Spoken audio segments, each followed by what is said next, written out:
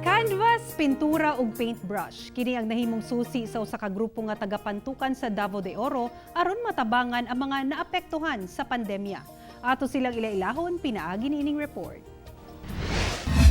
Sining o art ang gihimong paagi sa usa ka grupo sa Pantukan Davao de Oro aron matabangan karong panahon sa pandemya ang mga naapektuhan sa Davao del Norte, Davao Oriental ug Davao de Oro. Sa ilang grupo, dunay nurse, mga magtutudlo, soon-to-be dentist ug usa ka OFW nga wala nakalarga tungod sa pandemya.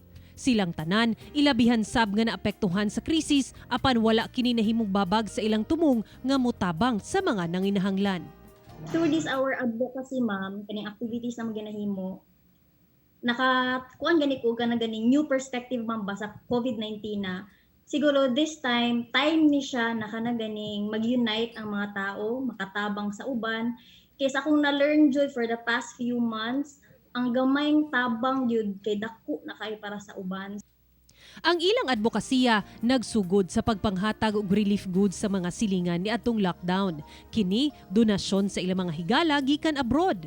Ang art teacher nga si Aladin Datuin, gigamit ang iya mga painting aron mas mudaghan pa ang ilang matabangan.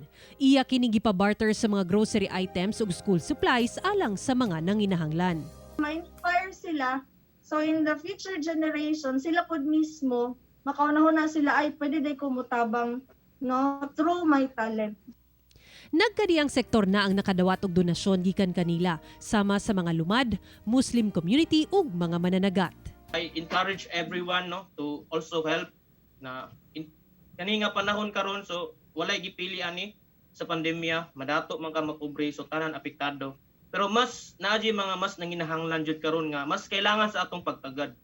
Ako si Sarah Hilomen Velasco para sa One Mindanao.